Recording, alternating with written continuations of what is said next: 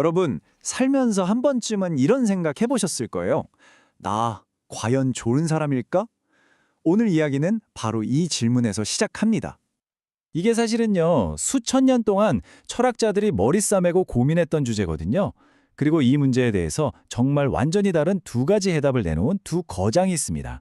바로 고대 그리스의 아리스토텔레스, 그리고 근대의 임마누엘 칸트입니다. 자, 그럼 서양 윤리학의 두 거인, 이 철학적 대결의 주인공들을 한번 제대로 만나볼까요? 먼저 아리스토텔레스가 있습니다. 이분은 좋은 삶 자체가 궁극적인 목표라고 봤어요. 꾸준히 연습해서 좋은 성품을 갖추면 그게 바로 행복한 삶이다. 이렇게 본 거죠. 반면에 임마누엘 칸트는요, 생각이 완전히 달랐어요. 도덕은 무슨 목표 달성 같은 게 아니라는 거예요. 그냥 우리의 이성이 시키는 의무일 뿐이다. 라고 딱 잘라 말했죠. 그래서 오늘 우리는 이 두 거인의 생각을 한 5라운드에 걸쳐서 한번 비교해 볼 거예요. 도덕은 어디서 오는지, 뭐가 옳은 행동인지, 행복은 또 뭔지, 그리고 인간이란 도대체 어떤 존재인지, 마지막으로 이들의 생각이 왜 지금 우리한테까지 중요한지 하나씩 따져보겠습니다. 자, 그럼 1라운드 시작해 볼까요? 가장 근본적인 질문부터 던져보죠. 우리가 이건 옳고 저건 그르다라고 할 때 그 도덕이라는 건 도대체 어디서 오는 걸까요? 아리스토텔레스는요, 도덕의 원천이 우리 바깥에 있다고 봤어요. 인간에게는 태어날 때부터 주어진 자연적인 목적이라는 게 있다는 거죠. 이걸 텔로스라고 하는데 이 목적을 잘 수행하는 게 바로 도덕적인 삶이라는 겁니다. 마치 좋은 칼은 잘 베는 게 목적인 것처럼요. 근데 칸트는 정반대예요. 도덕은 우리 안에서 나온다고 봤습니다. 외부의 어떤 목적이나 욕망과는 상관없이 우리 안에 있는 순수한 이성이 스스로 만들어내는 보편적인 법칙, 그게 바로 도덕이라는 거죠. 출발점부터 이렇게 다르니까 그럼 우리가 실제로 뭘 어떻게 해야 하냐? 이 질문에 대한 답도 당연히 다를 수밖에 없겠죠? 아리스토텔레스는 상황에 맞는 유연성을 엄청 강조했어요. 덕이 있는 사람은 프로네시스라고 하는 실천적 지혜를 사용해서 너무 비겁하지도 너무 무모하지도 않은 그 중간, 중용을 찾아낸다는 거예요. 모든 건 상황에 따라 다르다는 거죠. 하지만 칸트는 어림도 없죠. 칸트는 예외란 없다고 봤어요. 정엄명령이라는 절대적인 규칙이 있고 우리는 그냥 그걸 따라야 한다는 겁니다. 아주 엄격하죠. 자, 그럼 이 정엄명령이라는 게 대체 뭘까요? 말이 좀 어려워 보이죠? 근데 그 핵심 아이디어는 생각보다 간단하고 또 아주 강력합니다. 정엄명령은 사실 이런 질문을 던지는 거예요. 내가 지금 하려는 이 행동, 모든 사람이 다 똑같이 따라해도 괜찮은 세상일까?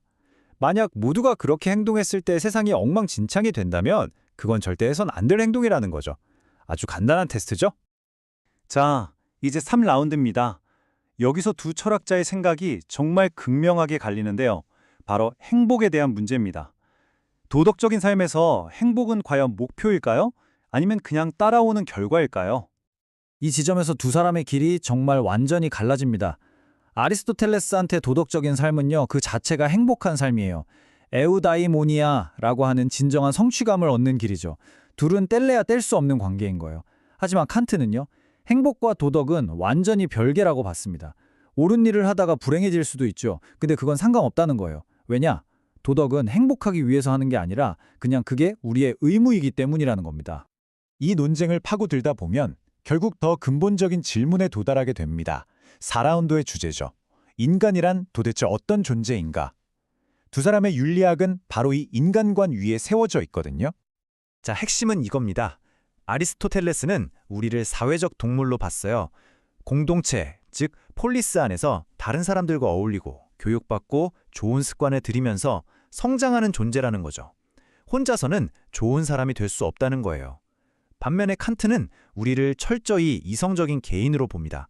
우리의 가치는 공동체가 아니라 우리 내면에 있는 자율적인 이성, 스스로 도덕 법칙을 만들고 따를 수 있는 그 능력에서 나온다고 봤죠. 자, 이제 마지막 라운드입니다. 그래서 이 옛날 이야기가 지금 우리랑 무슨 상관인데 싶으시죠? 전혀 그렇지 않습니다. 이 철학적 대결의 흔적은요, 바로 오늘날 우리 사회 곳곳에 아주 깊게 남아 있습니다. 예를 들어 볼까요? 요즘 인성교육이 중요하다 이런 말 많이 하잖아요. 혹은 좋은 리더는 어떤 성품을 가져야 하는지, 공동체의 역할이 얼마나 중요한지 이야기할 때 그 뿌리를 거슬러 올라가면 아리스토텔레스가 있습니다. 이럴 때 우리는 모두 침 아리스토텔레스인 셈이죠. 반대로 이런 건 어떠세요? 어떤 상황에서도 인간의 존엄성은 지켜져야 한다. 결과가 어떻든 그 자체로 잘못된 행동은 있다. 이런 이야기들요. 이게 바로 보편적 인권의 핵심 사상이잖아요. 이런 생각을 할 때 우리는 팀 칸트의 어깨 위에 서 있는 겁니다. 현대 법이나 정의에 대한 생각에 아주 중요한 초석이 됐죠. 자, 이렇게 정리해 볼 수 있겠네요. 우리는 지금 도덕적인 삶에 대한 정말 강력하고 또 서로 경쟁하는 두 가지 큰 그림을 본 겁니다. 한쪽은 덕과 행복을 향해 나아가는 삶, 다른 한쪽은 이성에 명령하는 보편적 의무를 따르는 삶. 그렇다면 이제 선택은 여러분의 몫입니다. 아리스토텔레스가 말하는 좋은 삶과 칸트가 말하는 옳은 삶 사이에서 여러분은 어떤 길을 선택하시겠습니까? 여러분의 삶이라는 항해에서 어떤 지도가 더 필요하다고 생각하시나요? 한 번쯤 깊이 생각해보는 시간이 되셨기를 바랍니다. 지금까지 들어주셔서 감사합니다. 네. 첫 번째, 아리스토텔레스와 칸트의 윤리학 비교를 해봤는데요. 선과 악에 대한 관점인 거죠. 여러 가지 이야기들을 꽤 자세하게 정리를 해준, 짧은 시간에 자세하게 정리를 해줘서 내용이 풍성하긴 했지만 논리적인 연결점이 쉽지는 않았던 그런 프레젠테이션이지 않나 그런 생각이 들기는 하고요. 그러면서 이제 한 가지 이 문제에 조금 집중을 해서 생각을 해보자면, 아리스토텔레스에게 도덕이라는 거, 윤리라는 거, 즉 선악에 대한 관점은 인간 존재의 목적이다, 이렇게 볼 수 있겠죠. 인간이 존재하는 목적이 행복을 누리기 위한 것이고, 그 행복이 이루어지는 행복하다는 것, 즉 인간이 행복해진다라는 것, 그것의 본질 자체가 도덕적이어지는 것, 선해지는 것을 의미한다. 즉 아리스토텔레스의 목적론적 세계관이라고 하나요? 존재의 목적을 항상 생각하는 그런 아리스토텔레스의 관점이 아주 잘 반영이 됐다고 보여지는데요. 인간의 각 부분별로 팔의 목적은 뭔가를 쥐고 던지고, 팔이 쓰여지는 목적들을 잘 알게 되죠. 다리의 목적은 걷는 것, 또는 운동하고 움직이는 것, 심장의 목적은 피를 뿜는 것, 폐의 목적은 산소 교환을 하는 것. 각 부위의 목적들이 분명하게 우리에게 전달되는 것 같은데, 그것의 합체인 인간의 목적은 무엇인가? 인간이 존재하는 목적이 무엇인가? 이것을 따지기는 굉장히 어렵죠. 그런데 아리스토텔레스는 그 부분의 문제를 도덕, 즉 선이라는 것을 통해서 해결한 거죠. 인간이 내 존재의 목적 자체가 선을 이루기 위한 것이고, 그 선한 상태가 바로 행복한 상태이다. 근데 이제 선이라는 것은 인간의 본성인 이성적인 능력을 통해서 선을 파악해내고 그것을 실천해내는 그런 두 가지 능력인 거죠. 실천적 지혜와 또 개념적인 지혜, 이런 것들이 이제 완벽하게 갖추어져 가는, 내면의 덕으로 쌓여져 가는 그런 상태를 추구하는 것. 그것이 이제 아리스토텔레스가 바라봤던 인간의 존재의 목적이라면, 이 부분이 이제 어떻게 보면 이제 그 선이라는 것을 하나님의 본성으로 생각하고, 그 하나님과 를 향해서 가는, 하나님을 닮아가는 그런 인간의 목적, 존재의 목적을 추구했던 기독교인들에게는 이제 굉장히 잘 어우러질 수 있는 그런 관점이겠죠. 그에 반해서 이제 칸트는 그런 인간 존재의 목적이라는 것이 무엇인가, 이런 것들은 너무 형이상학적 문제여서 인간이 스스로, 인간의 이성에게는 이성의 능력으로는 이제 파악해낼 수 있는 그런 주제가 아니다. 인간이 내 이성, 특별히 선악에 관한 이성을 통해서 실천 이성이라고 하죠.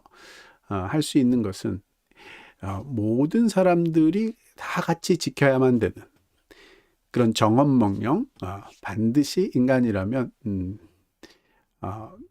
보편적으로 지킬 수 있는 그런 정엄명령을 인간이 생각해낼 수 있다. 그러니까 그것을 파악해내는 능력, 정엄명령을 생각해낼 수 있는 능력, 그것이 인간의 도덕적 이성이고 그 정엄명령에 대한 의무감, 그 의무감만이 인간의 도덕에 말하자면 동기가 된다. 그러니까 정엄명령을 지키려는 그 동기가 도덕의 본성이라는 거죠. 행복하고는 무관한. 꼭 행복하지 않더라도 인간이 이성적인 인간, 정엄명령을 생각할 수 있는 이성적인 인간이 반드시 행해야 되는 그런 의무이다. 그런 면에서 이제 그런 정엄명령을 생각해낼 수 있는 그런 이성을 가졌다는 의미로 인간이라는 개인은 이제 무한히 존귀한 모든 것의 목적이 되는 수단으로 대하지 않고 모든 개인을 목적으로 삼아야 하는 그런 이유가 될 수 있다. 이렇게 생각을 한 거죠. 글쎄요. 굉장히 도덕적인 그런 주제에 대해서 아주 진지하게 생각을 하고 의미 있는 생각을 전달해 준 것은 사실이지만 결국은 모든 선악의 기준을 인간의 이성에 뿌리를 두고 그 이성을 가장 존귀한 존중받아야 될 것의 근원으로 삼는 말하자면 신을 대처하는 그런 요소로 삼은 거죠. 그런 면에서 프레젠테이션 내에서는 개인의 존귀함, 개인의 권리 이런 것들의 근원으로 삼는 현대의 아주 중요한 도덕적 원인이 됐다 이렇게 이야기를 하는데 제가 보기에는 기독교가 이미 가지고 있었던 모든 개인은 하나님의 형상으로서 하나님으로부터 주어지는 그런 존귀함이 있다라는 생각을 대처한 그것을 이성으로 대체한 그런 요인에 지나지 않지 않나. 저로서는 그렇게 보여지는 면이 있네요.